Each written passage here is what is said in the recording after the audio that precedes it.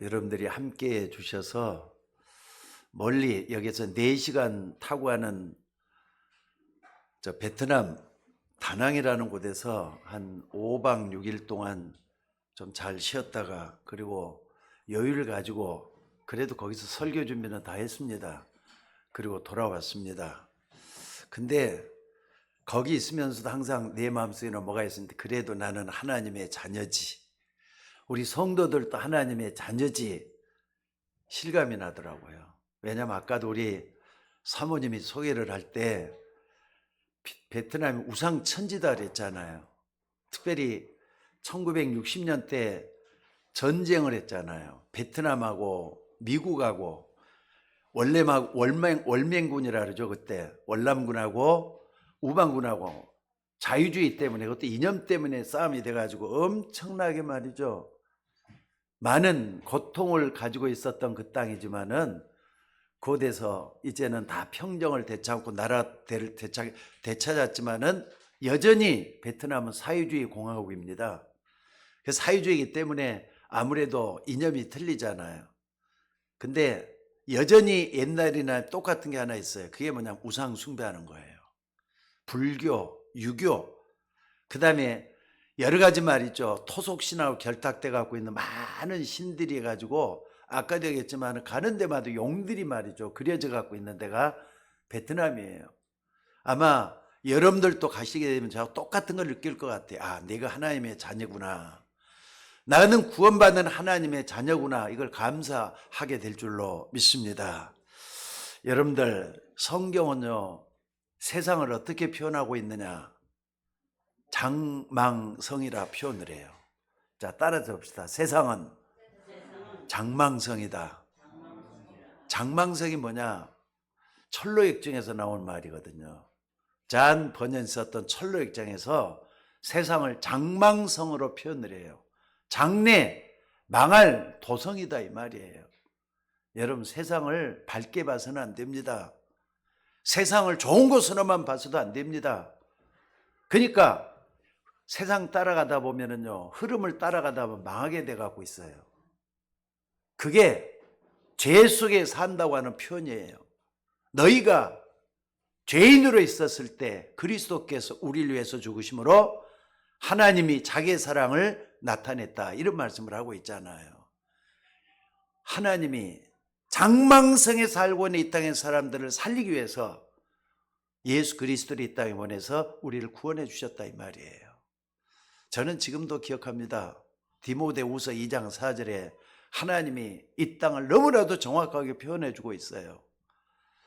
하나님은 모든 사람이 구원을 받으며 진리를 아는 데 이르기를 원하시느니라. 천지만물을 창조하신 하나님이 이 세상을 보면서 장망성 속에 살고 있는 이상 사람들이 구원받기를 원하시고 진리 대신 예수 그리스도 알기를 원하신다는 것을 잊지 마시기 바랍니다. 그래서 여러분, 구원이라는 게 뭐냐? 여러분, 구원하고 나하고 직접적인 연관이 되어져야 돼요. 구원이 뭐냐? 뭔가 모르게 빠져 있는 거예요. 뭔가 모르게 빠져 있으면서 허우적대는 게 구원받아야 될 존재라는 걸 표현해 주고 있어요. 그러니까 여러분들이 이것은 나하고 똑같잖아요. 하나님을 몰랐을 때, 예수 그리스도를 몰랐을 때 우리는 어떤 존재냐? 망해야 되는 존재예요. 죽어야 되는 존재가 인간이에요. 그래서 구원받아야 된다 이 말이에요. 그러니까 구원이라는 것이 실감이 느껴져야 된다.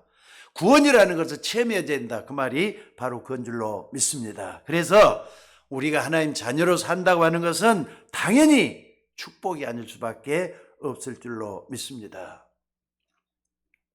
여러분, 세상에서 아무나 다 예수 믿는 것 같습니까? 낮고 천한 사람들, 무식한 사람들만 예수 믿는 것 같습니까? 여러분들, 예수는 누구든지 다 믿을 수가 있어요. 그런데 아무나 다 믿는 게 아니에요. 하나님의 은혜로, 믿음의 선물이 아니고는 절대로 예수를 믿을 수가 없는 게 우리가 예수 믿는 겁니다. 그래서 에베소서 2장 8절에 보니까 뭐라 그랬느냐? 너희가 그 은혜를 인하여 믿음으로 말미암아 구원을 얻었나니 이것이 너희가 아니라 하나님의 선물로 되어진 것이다, 이렇게 말씀을 하고 있어요. 그래서 여러분들 하나님 살아계십니다. 하나님 지금도 역사하고 계십니다. 이걸 안다면 오늘 10절 말씀을 잘 한번 봐보세요. 오늘 사도행전 16장 10절 말씀을 다시 한번 읽어봅니다. 바울이 그 환상을 보았을 때 우리가 곧 마게도냐를 떠나기를 힘쓰니 이는 하나님이 저 사람들에게도 복음을 전하라고 우리를 부르신 줄을 인정함이라 그랬습니다. 복음을 전하도록 하기 위해서 우리를 불러냈다 그랬어요. 여러분 마찬가지입니다. 복음을 전하는 목적 때문에 하나님은 여러분을 부르셨다는 걸 꼭 좀 믿으시기 바랍니다. 그래서 우리 주님은 이방인을 구원하는 그 구원 사역을 위하여 부르시고 인도하시고 역사하신다, 단련시킨다는 거 잊지 마셔야 돼요. 근데 문제는 뭐냐? 이렇게 축복받은 하나님의 자녀로 이 땅에 살아가지만은 아무리 기도를 해도 응답이 없을 때가 있어요. 그렇잖아요, 여러분들. 기도를 한다고 하는데, 못하는 기도지만 한다고 하는데 아무리 기다려도 응답이 안 와요. 그럴 때가 솔직히 있지 않습니까? 기도를 해야 되겠는데 막막해지고 나도 모르게 불신앙이 스며들 때가 있다 이 말입니다. 또 몰려오는 세상 염려 근심이 여러분 앞길을 막을 때가 있어요. 염려가 어떡하지 하면서 그것이 여러분의 앞길을 막을 때가 있다 이 말입니다. 하나님이 믿음의 조상 아브라함을 처음 부를 때 이렇게 말씀을 했어요. 아브라함아 아브라함아 불러가지고는 너는 본토 친척 아비집을 떠나 내가 내게 지시할 땅으로 가라. 내가 너로 큰 민족을 이루고 내게 복을 줘 내 이름을 창대케 하겠다. 내게 복을 줘 내 이름을 창대하겠다. 이런 축복 속에서 아브라함을 불러냈어요. 근데 하나님의 부르심이 이렇게 거대하게 아브라함에게 있었지만은요, 아브라함이 자꾸 어려워지는 거예요. 아니 분명히 창대케 하겠다, 복을 주겠다 그랬는데 자꾸 어려워지는 거예요. 또 자꾸 어려워지는 거예요. 그러니까 그러면서 말이죠. 아니 지시할 땅에는 가나안 땅에 가봤더니 뭐가 있느냐? 막막해서 아무것도 없어요. 먹을 것도 없어요. 그래서 아브라함이 애굽으로 내려가잖아요. 애굽으로 내려갔더니 거기서 잘못하면은 자기 마누라도 뺏길 뻔하고 죽을 뻔하는 그런 일도 겪잖아요. 아니 하나님 믿으면 잘 될 줄 알았는데 갈수록 힘해지고 어려워진다 이 말이에요. 이런 것을 체험을 하게 됐습니다. 여러분 같으면은 말씀에는 이렇게 거대하게 좋은 것들만 말씀을 하는데 현실은 안 그래요. 그럴 때 여러분 어떻게 해야 되겠습니까? 여러분 그럴 때가 솔직히 있었잖아요. 저도 그랬으니까요. 인생의 가장 중요한 때 너무 큰 어려움을 당하고 있는 겁니다. 근데 많은 사람이 이럴 때 불신앙을 하거나 또는 주저앉거나 거기에 빠져가지고 허우적될 때가 있어요. 또 아브라함의 후손 가운데 요셉이라는 사람들은 잘 보시기 바랍니다. 아주 어린 나이에 옆에 있어야 될 엄마가 없는 거예요. 어린 나이에 동생 베냐민을 낳다가 엄마가 죽었다 그랬잖아요. 그런데 요셉이 기도를 하면서 어린 나이에 기도를 하면서 꿈을 꿨는데 해와 달과 별들이 내게 절하더이다. 이 어마어마한 언약을 하나님이 요셉에게 줬거든요. 그런데도 불구하고 요셉에게 큰 어려움이 닥쳐가지고 여러분 잘 아시다 어느 날 노예가 돼가지고 애굽에 팔려갔잖아요. 아니 하나님 말씀에는 해와 달과 별들이 내게 절하더이다 그랬는데 어느 날 보니까 노예가 돼갖고 말이죠. 애굽에 팔려갔단 말이에요. 이 큰 어려움이 어디가 있겠어요? 사실 먼 훗날에 보면은 요셉이 뭐가 됐다고요? 애굽의 총리가 되는 엄청난 성공을 했기 때문에 우리는 지금 그것을 보고 얘기를 하지만은 막상 우리는 이런 일을 당하게 되면 당장에 어려운 거예요. 지금 당장에 하나님 말씀은 거대한데 현실은 막막한 거예요. 어려운 거예요. 이럴 때는 어떻게 해야 되느냐 이거예요. 모세도 말이죠. 젊은 시절에 어머니를 통해서 좋은 말씀들 많이 들었어요. 하나님 말씀들. 거창한 말씀도 많이 들었어요. 근데 젊은 시절에 사람을 죽였잖아요. 그리고 도망자가 돼서 미디안 땅으로 가 있었던 겁니다. 어렵잖아요. 막막하잖아요. 어떻게 될지 모르잖아요. 이런 어려움들이 다 있었다니까요. 여러분, 하나님의 언약은 분명히 있는데 왜 나에게는 이렇게 어렵고 힘드느냐, 왜 기도 응답이 없느냐, 이렇게 답답할 때가 있습니다. 오늘 본문은 사도 바울이 아시아에서 복음을 전하러 가는데 길이 막혀버렸어요. 그런데 그때 하나님은 가장 좋은 것을 예비하시는 하나님이시다는 걸 여러분 잊지 마셔야 돼요. 여러분들 가장 어려울 때, 가장 힘들 때가 하나님이 일하시는 시간표라는 거 잊지 마셔야 돼요. 조금 전에 말씀드렸던 모세도 말이죠. 애굽을 나와가지고 또 40년 동안 광야 생활하면서 말할 수 없는 어려움을 많이 겪었습니다. 근데 40년 동안에 어마어마한 하나님의 응답들을 많이 받았던 걸 볼 수가 있습니다. 그러니까 40년 광야 생활하면서 가장 좋은 것을 다 하나님이 예비하셨다 이 말이에요. 뒤집어 갖고 생각을 해봐요. 자, 여러분들 정말 여러분들은 구원의 확신이 있습니까? 구원받는 하나님의 자녀가 맞습니까? 맞다면은 어려움이 왔다거나 또 길이 막혔다고 생각할 때는 이렇게 생각을 하면 고쳐보세요. 분명히 하나님은 나와 내 가정에 좋은 것을 주실 것이다. 아멘? 아멘? 믿으셔야 돼요. 하나님은 분명히 좋은 것을 예비해 놓으셨다. 믿으셔야 돼요. 여기에는 분명히 하나님의 계획이 있다. 절대로 내가 흔들려서는 안 돼. 이렇게 믿으셔야 돼요. 그래서 우리에게 어려움이 올 때는 이렇게 하나님의 계획을 바라보고 인생 전환점을 만드는 계기를 만들어야 된다 이 말이에요. 근데 많은 사람들이 어려움을 만나면은 기회로 생각에는 그냥 자꾸 불안해하고 또 초조해하다가 엉뚱한 것을 선택할 때가 참 많아요. 그게 문제잖아요. 여러분 꼭 기억하셔요. 오늘 여러분이 어려움을 당한다는 것은 또 여러분이 기도를 그렇게 해도 응답이 없고 문제가 왔다는 것은 하나님이 지금 가장 큰 전환점을 준비하고 계신다. 이걸 믿으셔야 된다 이 말이에요. 그러니까 하나님의 자녀가 될 때는요. 절대로 하나님이 책임져셔요. 맞으면 아멘 하셔요. 그래서 하나님 자녀의 말을 그렇게 강조하는 거예요. 생각을 한번 해보세요. 내가 나는 자식이 있어요. 근데 철이 없고 어려요. 지금 이게 누구냐면은 우리 우리 손자를 한번 잘 봐봐요. 엄마 아빠는 항상 뒤에서 보호자가 돼갖고 있어요. 옆길로 갈까 또는 틀린 길로 갈까 아니면은 잘못돼서 말이에요. 길 건너갈까 항상 주시하고 있어요. 하나님의 자녀는 하나님이 그 일을 하고 계신다는 걸 믿으셔야 돼요. 믿습니까? 그래서 여러분들 하나님은 어려울 때 더 큰 전환점을 준비하고 계신다. 좋은 길을 예비하고 계신다. 믿으시기를 주의 이름으로 축원합니다. 그래서 여러분들이 가장 먼저 해야 될 게 뭐냐? 어려움 속에서는 항상 하나님의 계획을 발견하는 게 중요하다는 거 잊지 마셔야 돼요.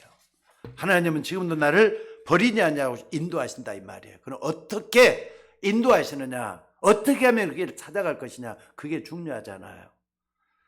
오늘 본문에서 그 답을 찾아내는 여러분들 되시기를 주의 이름으로 축원합니다. 첫째는 뭐라 그랬느냐?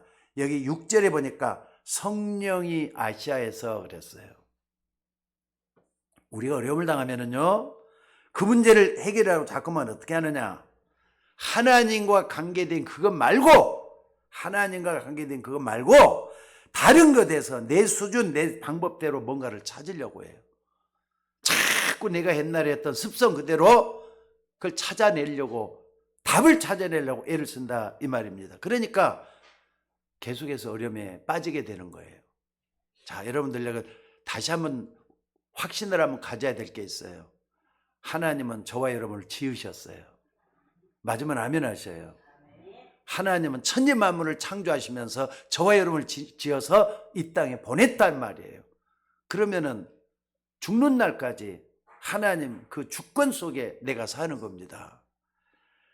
여러분, 그렇기 때문에 정말로 하나님의 자녀가 맞다면은 가장 정말로 겸손하게 하나님과 교제할 수 있는 기도할 수 있는 여러분이 되셔야 된다 이 말이에요. 그래서 오늘 가장 먼저 해야 될 게 뭐냐? 성령이 아시아에서 그랬어요. 오늘 여러분이 어려움을 당하거나 인생의 가장 중요한 결정을 해야 할 때 뭘 해야 되느냐? 여러분이 하나님 앞에 서야 돼요. 항상 내 인생은 하나님 앞에 서야 되겠다, 이런 생각을 할 수 있는 여러분이 되셔야 될 줄로 믿습니다. 사실 이것은요, 세상 사람들은 전혀 모르는 일들이에요. 하나님을 만난 여러분은 하나님 앞에서 여러분 앞길을 볼 수 있는 눈이 열려져야 된다 이 말이에요.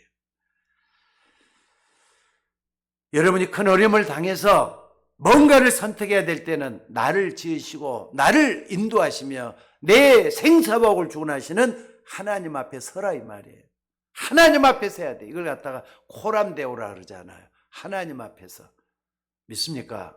항상 내 인생은 하나님 앞에 서 있는 나를 볼 수 있는 내가 되어야 된다 이 말이에요. 만약에 이렇게만 돼도 여러분 마음이 편안해질 거예요. 왜?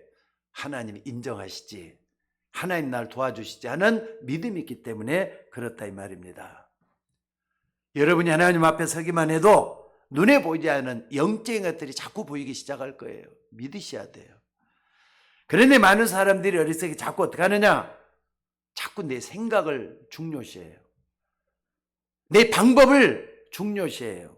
그래 그걸 해결하려고 한다 이 말입니다. 그러나 여러분이 잠시 동안이라도 하나님 앞에 서게 되면은 하나님의 계획이 보이는데 당장 내가 더 급해가지고 내 생각대로 움직인다 이 말이에요. 그러니까 여러분 생각이 앞서지 말고 하나님의 말씀이 여러분을 지배할 수 있는 믿음의 사람들이 되셔야 될 줄로 믿습니다. 오늘 본문도 한번 봐보세요. 어려움이 왔을 때 오늘 바울처럼 다른 길로 들어서기 전에 뭘 해야 된다고요? 먼저 하나님 앞에 서보라 이 말이에요. 이게 중요해요. 아니 나하고 하나님 어떤 관계입니까? 여러분의 주인은 하나님이셔요. 내 인생의 주관자는 하나님이셔요. 잊지 마셔야 돼요.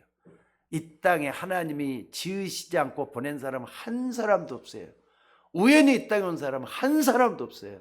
맞으면 아멘 좀 크게 하시기 바랍니다. 맞습니까? 하나님 앞에 서 있는 나라잖아요. 그러니까 내 인생은 하나님이 책임지신다, 믿으셔야 된다 이 말이에요. 하나님은 지금도 세계 역사와 여러분의 가정과 우리 교회를 움직이고 계시는 분이신 것을 믿습니다.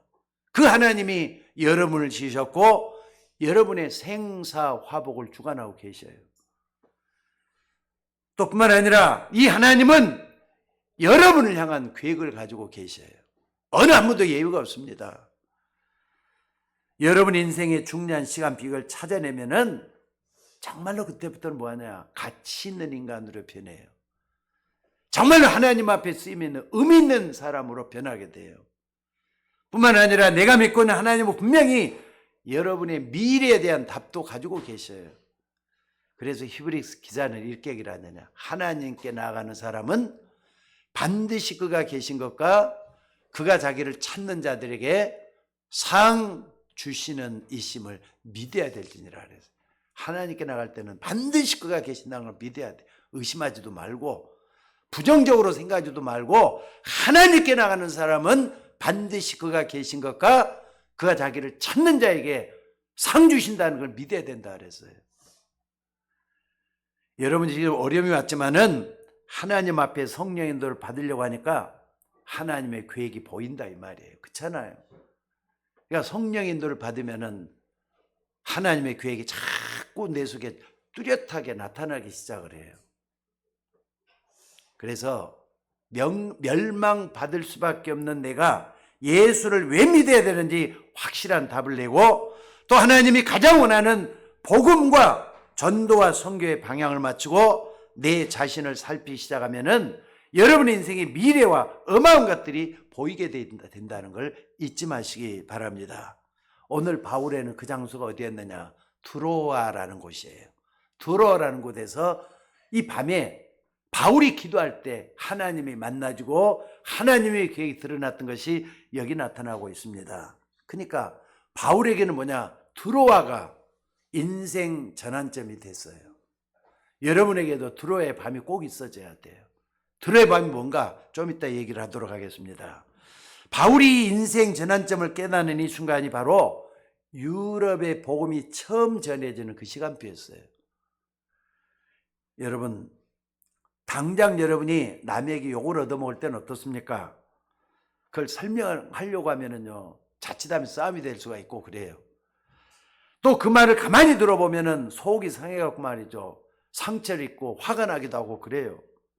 그런데 여러분이 하나님 앞에 서게 되면은 그게 보이지 않고 뭐가 보이느냐? 나보다는 내 육신적인 게 먼저 보이는 게 아니라 여러분 주변도 보이고 여러분 가정도 보이고 또 주변에 있는 모든 것들을 통해서 그걸 보게 되는 눈이 또 열리게 돼요. 그렇잖아요, 여러분들.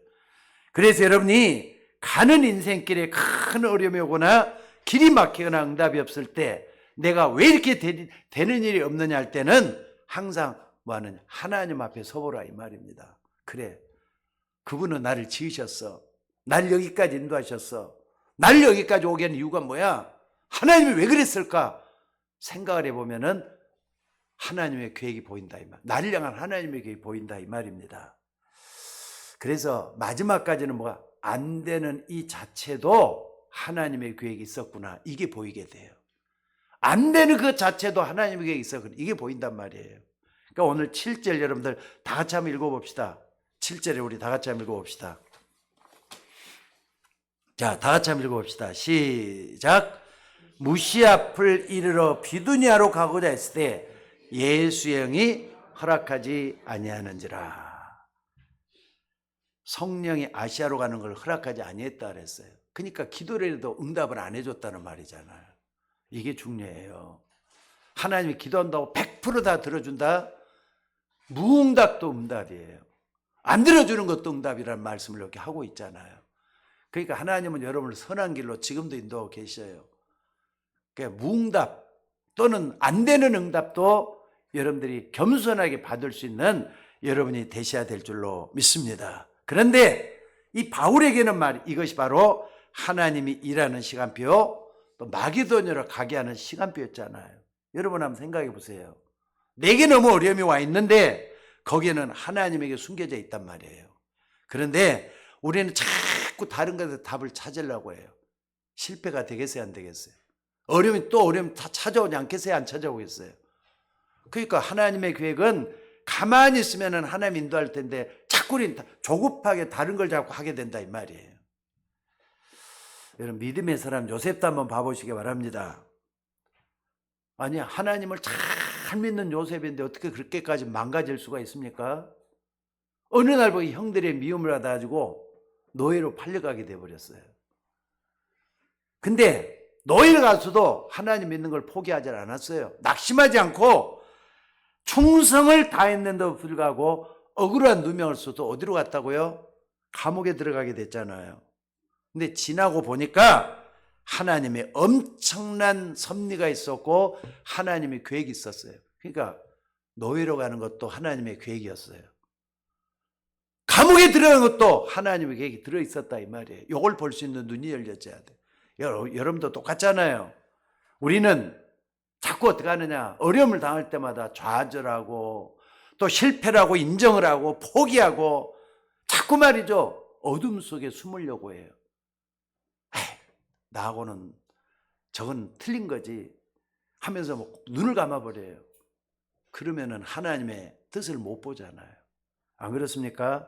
그래서 여러분들이 어려움을 당할 때는 하나님의 계획을 깨달아 버리면은 굉장한 일이 벌어지고 그 속에서 삶의 의미와 기쁨을 찾아지게 될 줄로 믿습니다. 오늘 본문의 사도 바울도 가장 어려운 기동답이 안 되는 그런 때에 인생의 가장 큰 전환점이 되는 두로의 밤을 맞게 된 줄로 믿습니다. 그래서 두 번째로 어떻게 됐느냐, 9절에 보니까 밤에 환상 중에 그랬어요. 이 환상은 아무나 보는 것이 아닙니다. 그냥 개 꿈꾸는 게 아니에요. 걷다 보니까는 꿈의 말이 뭐가 보여가고 쫓아갔다 이런 뜻이 아니에요.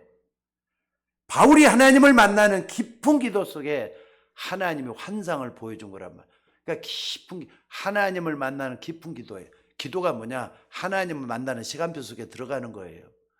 그 기도해야 돼요. 여러분도 마찬가지입니다. 어려움 왔다고 내 생각대로 좌절하고 슬퍼할 게 아니라 하나님을 만나는 그 시간표 속에 여러분이 들어가줘야 될 줄로 믿습니다. 그래서 여러분이 조금만 마음을 쏟아서 깊은 기도를 한번 해봐요. 혼자만의 기도. 여러분 혼자만이 주님 만나는 그 시간표 속에 들어보라 이 말이에요. 그러니까 때로는요, 아무리 옆에 분이 좋아도 혼자만의 시간을 가지고 주님을 향해서 바라보는 시간표가 꼭 있어져야 돼요. 그러니까 외로움과 고독이라는 말 있죠. 외로움은 나쁜 말이에요. 근데 고독이란 말은 좋은 말이에요. 혼자만의 시간이란 말이에요. 나 혼자 주님과 더불어서 깊은 교제 속에 이렇게 들어갈 때는 하나님의 숨은 계획이 자꾸 드러난단 말이에요.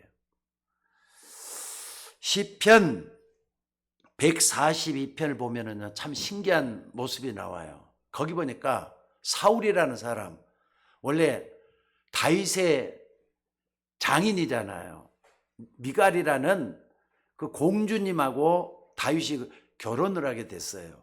근데 나중에 자기 아들을 왕을 시켜야 되는데 잘못하면 왕이 다윗이 될 것 같단 말이에요. 그래서 그냥 다윗을 쳐서 없애려고 해요. 장인이 그렇게 했단 말이에요. 그래갖고 숨어 막 도망 다니잖아요. 도망 다니다 엔게티 굴 속에 들어가 있어요. 엔게티 굴 속에 숨어 있는데 지금 밖에서는 누가 있느냐? 사울의 군대들이 막 그냥 찾아가지고 죽이려고 쫓아다니, 칼창을 두고 있는, 창칼을 두고 있는 군사들이 다윗을 죽이려고 쫓아다니고 있다 이 말이에요. 근데 굴 속은 어두컴컴해 갖고 있어요. 그 속에 숨어 있는 거예요. 근데 재밌는 것은요, 다윗이 그 엔게디 굴 속에 딱 들어가니까 신기하게 얼마 좀 있다가 거미줄이 착 쳐갖고 있는 거예요. 자연이 돕는 거예요. 지금 다윗이 그 속에서 뭐 하고 있죠? 깊은 기도 속에 들어가 있는 거예요. 근데 밖에서는 거미줄이 쳐 있어.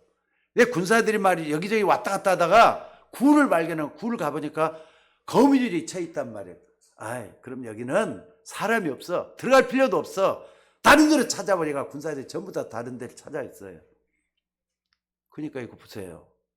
깊은 기도를 하는데 하나님은 다윗을 도와가지고 굴 속에서도 보호를 시켜주잖아요. 근데 또 어떤 일이 벌어졌느냐? 어느 날 보니까 사울이 말이죠, 그 굴 속에 들어온 거예요. 아마 잠을 자려고 들어온 것 같아요. 근데 사울이 옆에 딱 누워있는데, 누구니까 다윗 옆에 딱 누워있는데 사울이 와서 거기에 딱 이렇게 누워서 잠을 청하려고 하는 거예요.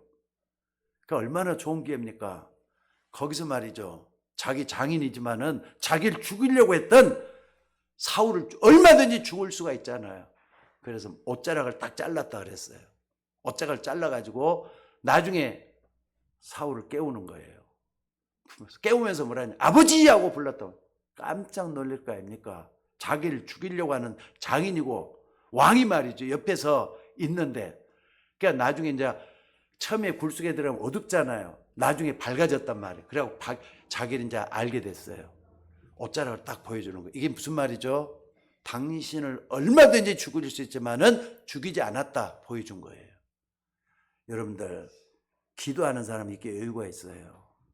응답해 주시기 때문에 여유가 있어요.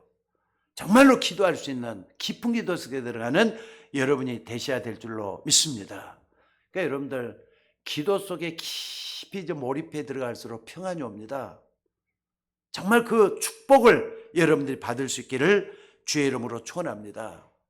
많은 불신자들이 하나님이 없는 줄 알고 있는데 하나님의 능력을 여러분은 체험해 보라 이 말이에요.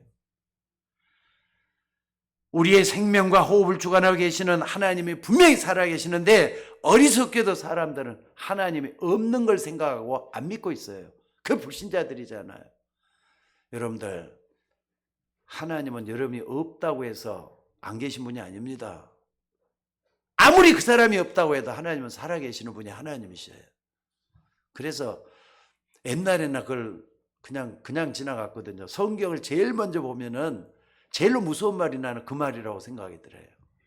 태초에 하나님이 천지를 창조하시니라.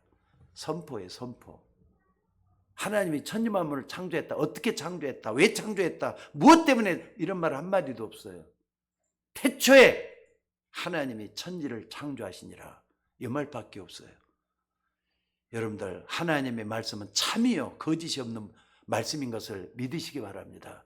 그래서 그 말씀에서 깊이 들어가서 하나님이 살아계신 역사를 볼 수 있는 저와 여러분이 되셔야 될 줄로 믿습니다. 그래서 여러분들 밤의 환상 중에 이 말은 바울이 깊은 기도 속에 들어가서 하나님을 만나고 있다는 이런 말씀이에요. 성경을 조금 본 사람은 알겠지만은 유대 히스기야라는 왕이 있습니다. 히스기야 왕이 처음에는 말이죠, 굉장히 용기 있게 나라를 이끌고 왔는데 진짜 큰 어려움이 찾아왔다고요. 그러니까 젊은 시절이기 때문에 자기 나라가 저 아수르라는 이웃 강대국에 뭘 바치고 있었는지 조공을 바치고 있어요. 아버지와 역대 왕들 말이죠, 조공을 바치고. 우리나라가 중국에 옛날에 조공을 바치고 그랬잖아요. 똑같은 시기였는가 봐요.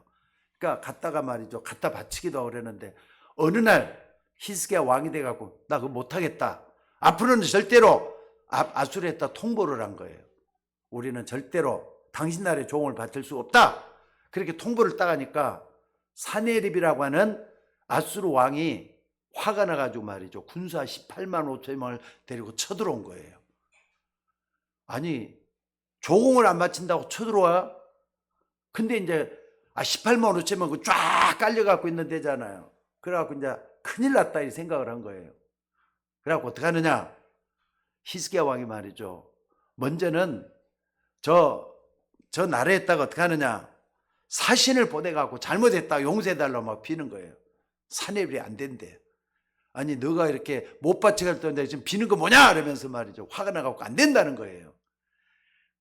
그래서 은과 금을 내보내고 심지어는 성전 궁전에 붙어있는 금은까지 다 빼내가지고 다 보냈어요. 그래도 안 되는 거예요 그냥. 그러니까 나중에는 옆에 있는 애굽에다가, 그 밑에 있거든요, 애굽은. 애굽에다가 사신을 보내갖고 우리나라를 좀 도와달라, 저 아수르가 우리를 쳐들어와서 다 사람을 죽이려고 한다 해갖고 하니까, 만약에 그렇게 되면 어떻게 되느냐, 자기 나라는 저 위에서는 아수르가 쳐내려고 밑에서는 애굽이 쳐내고 그 나라가 전쟁터가 될 거 아닙니까? 이런 상황에 히스기야가 뭐 했느냐, 드디어 말이죠 무릎을 꿇기 시작한 거예요. 아, 이 방법 해봤고 안 되고 저렇게 해도 안 되고 하나님 어떻게 하면 좋겠습니까? 드디어 무릎을 꿇기 시작을 하는 거예요. 아수르가 보냈던 선전 복음을 딱 내놓은 하나님 큰일 났습니다. 18만 5천 명이 이렇게 쳐들어온다고 하는데 어떻게 했으면 좋겠습니까? 하나님께 진짜 기도를 시작한 거예요. 그 밤에도 말이죠, 진짜 그냥 막 고기가 어느 정도냐, 완전히 딱 꾸며가지고 다리 밑으로 들어갈 정도로 깊은 기도 속에 들어갔는가 봐요. 근데 그날 밤에 어떤 일이 벌어졌다 그랬죠? 열왕기상 18장 5절, 열왕기하 18장 5절에 보니까 뭐라 그랬느냐, 그날, 그러니까 히스기야 왕이 기도하는 그날 밤에 18만 5천 명이 송장이 돼서 죽었더라 이런 말이 있어요. 한두 명도 아니고 18만 5천이 갑자기 다 죽어버린 거예요. 어떻게 이런 일이 벌어질 수가 있습니까? 역사책에 보면 그게 전염병일 것이다, 전염병이 돌아가 그렇게 갑자기 죽었다 이런 얘기를 하는데 성경이 그렇게 표현한 게 아니에요. 뭐라 그랬느냐, 히스기야가 기도하는 그날 밤에 여호와의 사자가 아수르 군사 18만 5천을 쳤다 그랬어요. 하나님의 천사를 보내가지고 18만 5천을 전부 다 죽여버렸다 이 말이에요. 여러분 이게 믿어집니까? 이게 무슨 말인지 모르겠더라고요. 하나님이 한 번만 역사하면 이렇게 이런 일이 일어나요. 그러니까 여러분들 불가능은 없습니다. 예수 믿는 사람은 진짜 기도할 때는 불가능을 가능케 하는 하나님의 역사가 일어난다는 걸 믿으시기 바랍니다. 살아계시는 하나님의 능력이 바로 히스기야와 이스라엘에 나타나서 구사일생한 거예요. 여러분 이런 경우가 많이 있어야 됩니다. 우리가 믿는 것은 기적의 하나님을 믿는 거예요. 역사하시는 그 하나님을 믿는 줄로 믿으시기 바랍니다. 그래서 우리가 신앙생활하는 가운데 가장 중요한 게 뭐냐, 저도 여러분들 허황된 신앙이 돼서는 안 돼요. 정말 하나님의 능력을 믿는 그 믿음 속에 들어가는 게 중요하다 이 말이에요. 하나님은 살아계시고 하나님은 천지만물을 창조하신 그 능력으로 나와 내 집안을 구원하셨고 인도하실 것이다. 믿음 속에 들어가는 게 중요해요. 자, 여러분 몸에, 여러분 마음에 질병을 가지고 있습니다. 찾아보면 질병 없는 사람이 별로 없어요. 다 병을 다 가지고 있어요. 그게 바로 하나님이 일하시는 사인인 줄 알고 히스기야가 붙잡았던, 모세가 붙잡았던, 여호수아가 붙잡았던 깊은 기도 속에 들어가서 하나님을 찾아내는 여러분이 되셔야 될 줄로 믿습니다. 오늘 본문에 바울이 밤에 환상 중에 이 말은 깊은 기도 속에 들어가니까 하나님이 응답했다 이 말이에요. 여러분이 조금만 기도에 힘을 얻고 바울이 드로아에서처럼 기도하는 밤을 가지면은 낮에는 응답이 하나님께서 역사하실 것을 믿으시기 바랍니다. 기도하면 반드시 응답 주시는 하나님이셔요. 여러분 이런 것을 불신자들이 어떻게 알겠습니까? 한 번만 체험해 보셔요. 안 된다고 하지 말고 진짜 언약 붙잡고 기도하는 거예요. 그 터를 좀 넘어보라 이 말입니다. 여러분이 기도할 때 어떤 일이 벌어진 줄 압니까? 반드시 성령이 역사하게 돼 있어요. 성령이 역사할 때는 천군 천사들이 움직여요. 눈에 보이지 않게 움직여요. 천군 천사들은 빛이잖아요. 빛이 나에게 찾아들게 되고 빛이 들어오면 어떡하죠? 어둠이 물러가게 돼 있어요. 흑암 세력이 꺾인다 이 말이에요. 그래서 기도하라는 거예요.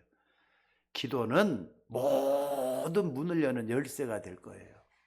붙잡고 기도할 수 있는 여러분이 되시기를 바랍니다. 그러니까 어둠의 권세가 꺾이고 빛의 사자들이 찾아 들어오는 걸 뭐라 그러느냐? 하나님 나라라고 부르는 겁니다. 그날 밤에 바울이 기도를 하고 있는데 하나님은 시대를 바꾸는 역사를 주셨어요. 자, 마게도냐 사람 하나가 손짓을 하면서 마게도냐 오라 이렇게 손짓했다는 건 뭡니까? 하나님의 계획이 드러난 거라 그랬잖아요. 근데 그때 어떤 일이 벌어졌는 줄 아세요? 아시아는요 터키입니다. 터키. 아나톨리아 반도가 있는 터키 땅이에요.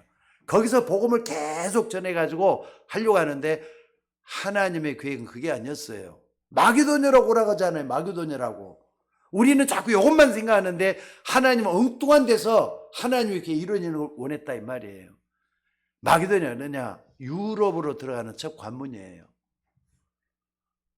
그러니까 보스포러스 해협을 지나가지고 저 유럽 쪽으로 딱 가다 보면 마게도냐 땅이 나와요. 유럽이 땅이 나온다면 하나님은 뭐냐? 전 세계를 복음하는 하나님의 계획이 있잖아요. 또 아시아를 지나서 유럽으로 들어가서 복음을 전해야 되잖아요.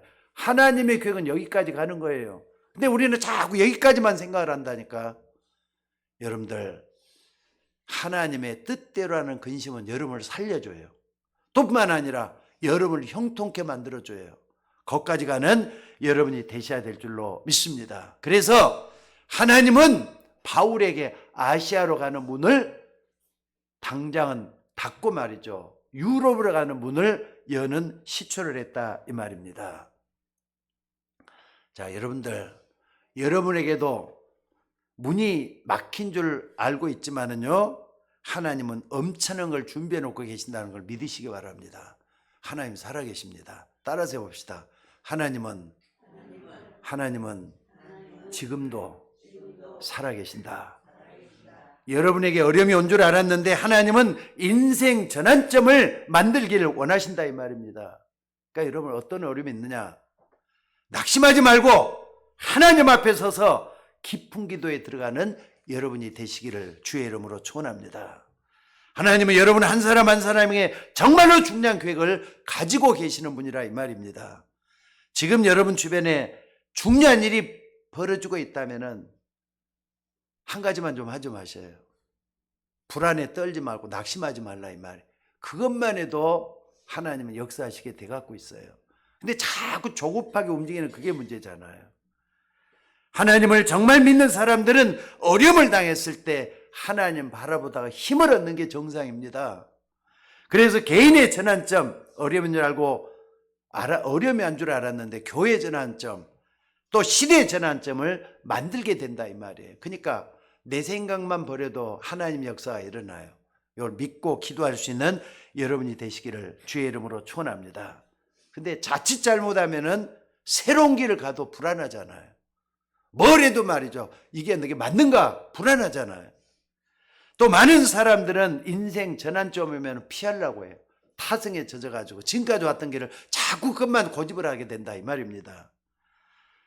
여러분에게 분명히 어려움이 와 있다면은 그 어려움은 하나님의 축복을 예비해 놓은 인생 전환점인 걸 꼭 좀 볼 수 있는 눈이 열리시기를 주의 이름으로 축원합니다.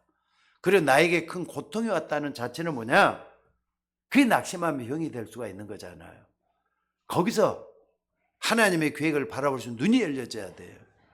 하나님은 지금 전환점을 마련해 놓고 여러분을 부르시는 거잖아요. 그걸 볼 수 있는 눈이 열려져야 된다 이 말입니다.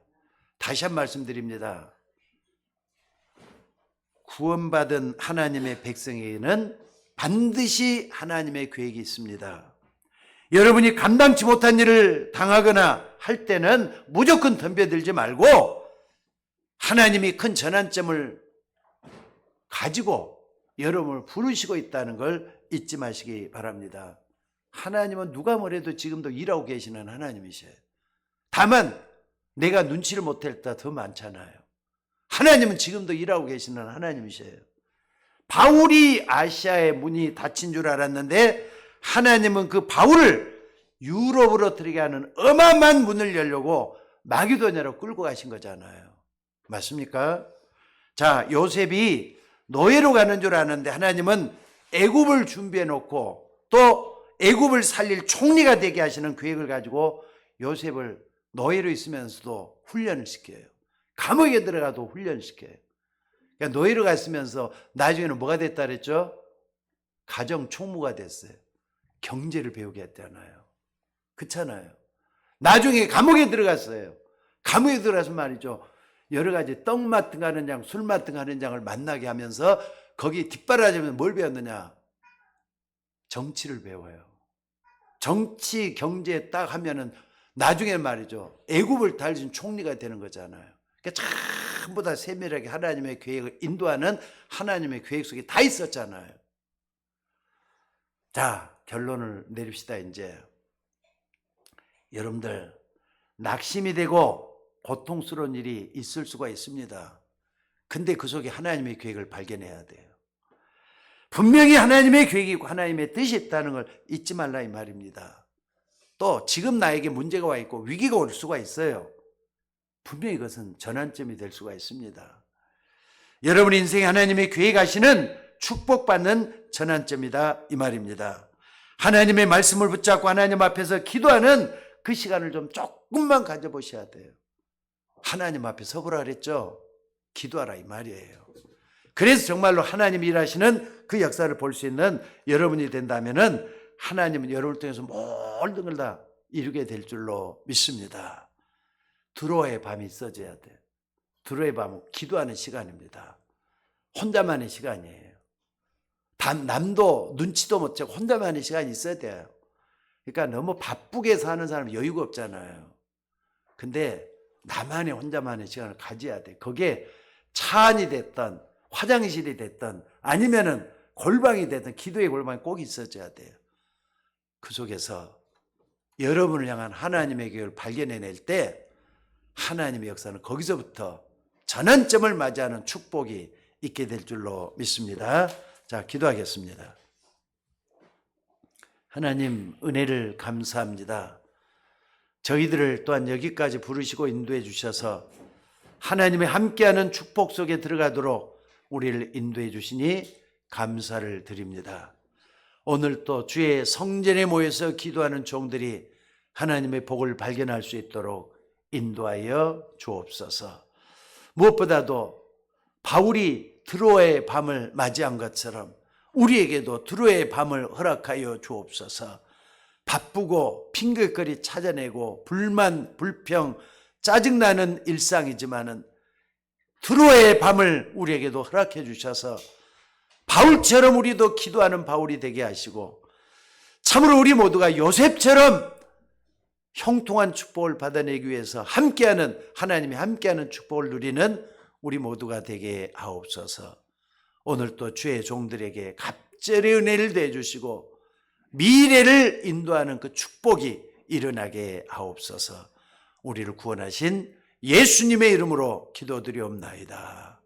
아멘.